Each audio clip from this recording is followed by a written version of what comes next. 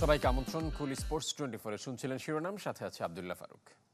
শুরুতে জেভিক ও গুগল টিভির সৌজন্যে ভারত বাংলাদেশ সিরিজের খবর।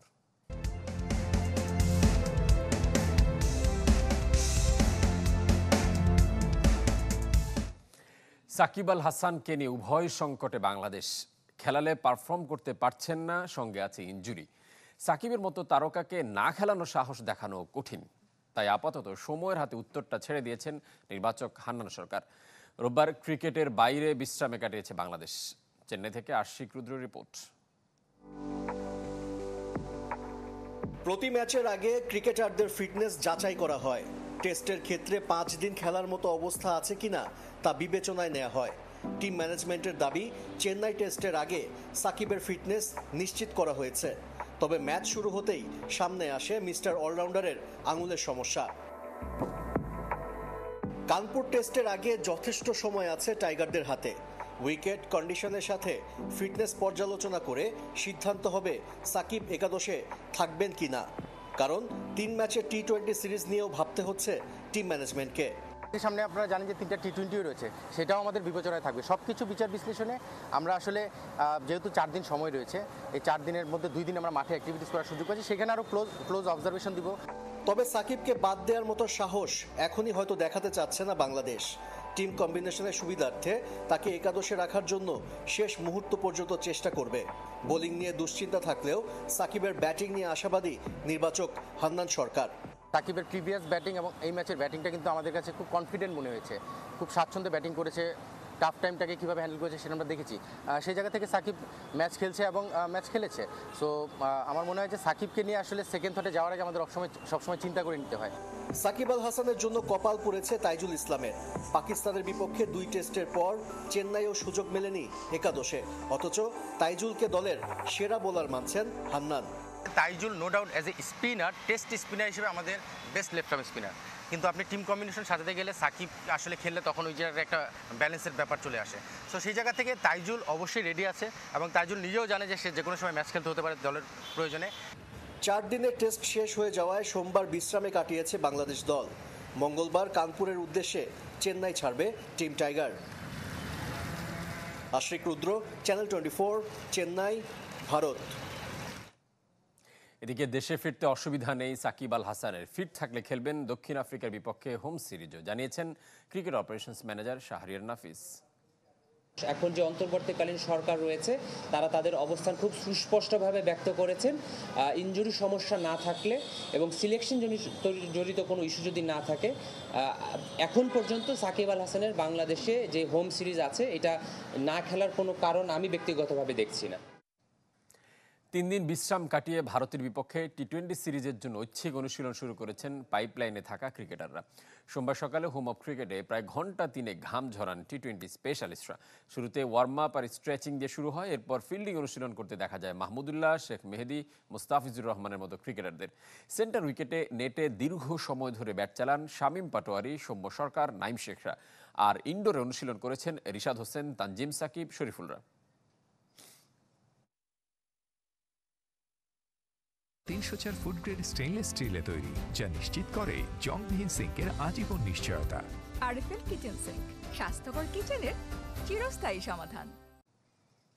চট্টগ্রামের পর গতকাল মিরপুর শেরেবাংলা পরিদর্শন করেছে ক্রিকেট দক্ষিণ আফ্রিকার প্রতিনিধি দল। সকালে পর্যবেক্ষণে আসেন প্রোটিয়া বোর্ডের 4 সদস্য।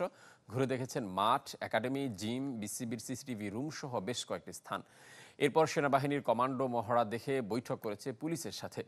পর্যবেক্ষক দলের রিপোর্টের উপর নির্ভর করছে দক্ষিণ আফ্রিকা দলের বাংলাদেশ সফর। তবে বিসিবির দাবি, বাংলাদেশের নিরাপত্তা ব্যবস্থা নিয়ে সন্তুষ্ট প্রোটিয়ারা। 2 টেস্ট খেলতে 16 অক্টোবর বাংলাদেশ সফরে আসার কথা দক্ষিণ আফ্রিকার।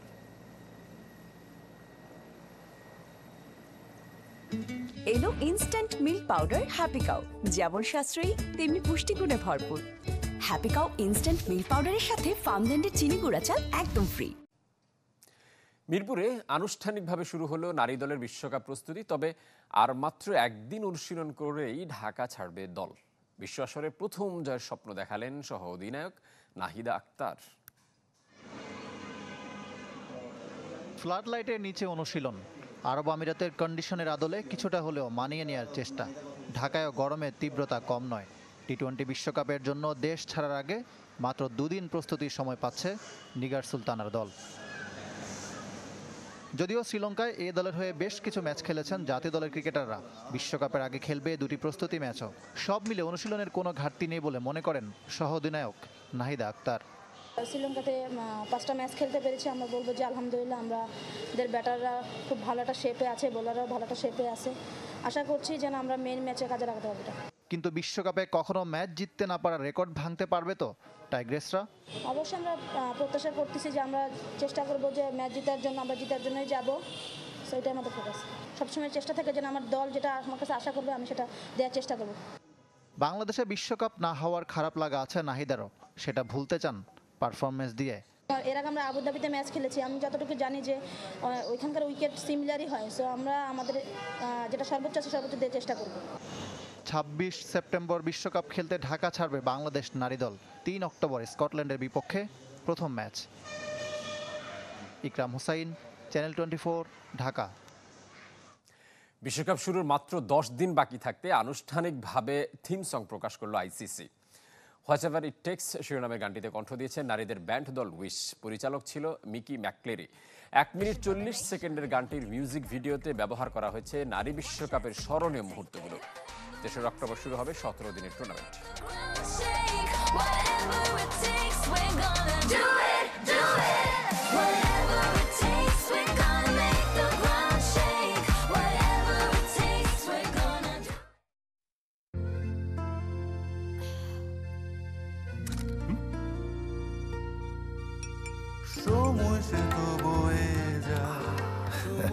এভাবেই সময় পাল্টে যায়, কিন্তু ডিপ্লোমা সেই একই স্বাদে একই মানে যুগ যুগ ধরে রয়ে যায়। New Zealand dairy, excellence in quality. অবশেষে ফুটবল ফেডারেশন নির্বাচনে সভাপতি প্রার্থী হওয়ার ঘোষণা দিলেন তাবিথ আউয়াল। নির্বাচিত হলে খেলার মাঠে চমক দেখাতে চান এই সাবেক সহসভাপতি ও ফুটবলার। নির্বাচনে আরও প্রার্থীকে এগিয়ে আসার আহ্বান জানিয়েছেন তাবিথ। ভোটারদের জানিয়েছেন যোগ্য ব্যক্তিকে বেছে নেওয়ার আহ্বান। নীরবতা ভাঙলেন তাবিথ আউয়াল, জমে উঠল ফুটবল ফেডারেশন নির্বাচন। মাঠের ফুটবলকে বিদায় জানিয়ে টানা 2 মেয়াদে ফেডারেশনের সহসভাপতি ছিলেন, তৃতীয় মেয়াদেও থাকতে চেয়েছিলেন। প্রথমে টাই, পরবর্তীতে হেরে যান। ফুটবল থেকে অনেকটা স্বেচ্ছা নির্বাসন নেন তাবিথ আউয়াল, প্রত্যাবর্তনটা শীর্ষ পদে ফেরার আকাঙ্ক্ষা জানিয়ে। বিগত 3টে ইলেকশনে আমি জয়েন করেছিলাম। আমি এই 4র্থবারের জন্য আমি বাংলাদেশ ফুটবল ফেডারেশন ইলেকশনে আমি ইন্টারেস্টেড পার্টি, না আমি অবশ্যই ইলেকশনে লড়ব। আমার ইন্টেনশন হলো প্রেসিডেন্ট পদে ইলেকশন করা, অ্যান্ড আমি আশাবাদী যে প্রেসিডেন্ট হিসেবে লড়লে আমি জিতবো, অ্যান্ড জিতলে আমি ফুটবলের ধারাবাহিকতা আরও সামনের দিকে নিয়ে যেতে পারবো। কাজী সালাউদ্দিন নিজেকে সরিয়ে নিয়েছেন। বাফুফে নির্বাচনের সভাপতি পদে এখন পর্যন্ত আগ্রহী 2 জন। তরফদার রুহুল আমিনের ঘোষণা তাবিথের অজানা নয়। প্রতিদ্বন্দ্বিতাকে স্বাগত জানাচ্ছেন সাবেক এই ফুটবলার। বিএনপি নির্বাহী কমিটির সদস্য তিনি, তবে রাজনৈতিক পরিচয় ছাপিয়ে নিজের মাঠের আর সাংগঠনিক পরিচয় নিয়েই এগিয়ে যেতে চান। একটা নির্বাচন হতে যাচ্ছে, আমরা সবসময় ওয়েলকাম করব যে যত ব্যক্তি মনে করেন যে তারা এই পদের জন্য যোগ্য, এই পদের তারা কমিটমেন্ট দিতে যাচ্ছেন, আমি ওয়েলকাম জানাই। সবাই যেন নির্বাচন করার জন্য দাঁড়ায়। আর কম্পিটিশনের মাধ্যমেই সবচেয়ে ভালো নেতা বা ভালো লিডার কিন্তু তৈরি হতে পারে। কোনো শোডাউন নয়, প্রার্থী হওয়ার ঘোষণার আয়োজনে একা উপস্থিত ছিলেন। নির্বাচনে আর কে কে সঙ্গী হচ্ছেন তা জানাতেও অপেক্ষায় রেখেছেন সবাইকে। নির্বাচিত হলে খেলার মাঠে দেশবাসীকে চমক দেখাতে চান তাবিথ। আমি আপনাদেরকে কমিটমেন্ট দিচ্ছি যে আমি যদি প্রেসিডেন্ট হতে পারি, আমি খেলার মাঠে চমক দেখাবো।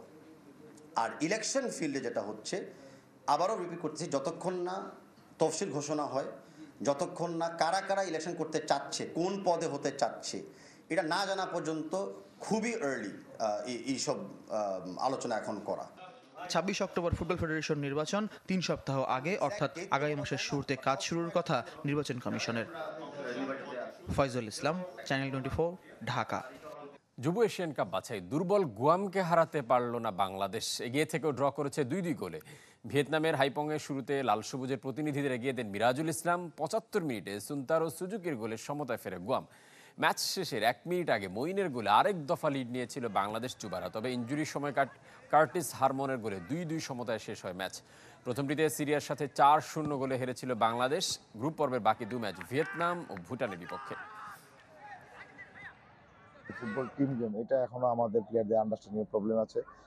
আমরা হয়তো এই জায়গাটা ব্যর্থ হচ্ছি বারবার, যে প্লেয়ারদের টিম গেম এবং এটা টিম গেম খেলার মাধ্যমে রেজাল্ট পজিটিভ আনতে হয়। এই দিক থেকে আমি বলে যে কোচ, আমি মনে করি যে আমি এই জিনিসটা তাদেরকে বোঝাতে ব্যর্থ হয়েছি।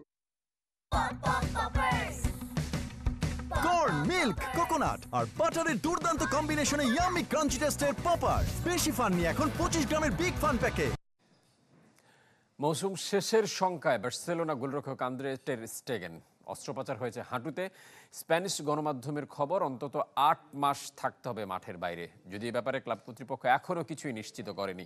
ভিয়ারেলের বিপক্ষে দারুণ জয়ের ম্যাচে প্রথমার্ধের ইনজুরির সময় হাঁটুতে মারাত্মক চোট পান স্টেগেন। স্ট্রেচারে করে মাঠ ছাড়তে হয় এই জার্মানকে। স্টেগেনের পরিবর্তে ইনিয়াকি পেনাকে সামলাতে হবে বার্সেলোনার গোলপোস্ট। এছাড়া নতুন গোলরক্ষক কিনতে চ্যালেঞ্জের মুখে কাতালান জায়ান্ট। মৌসুমে 6 ম্যাচে 100% জয় উঠছে ব্লগরানারা। এই ছিল কুল স্পোর্টস 24 এখনকার আয়োজনে। ধন্যবাদ সঙ্গে থাকার জন্য।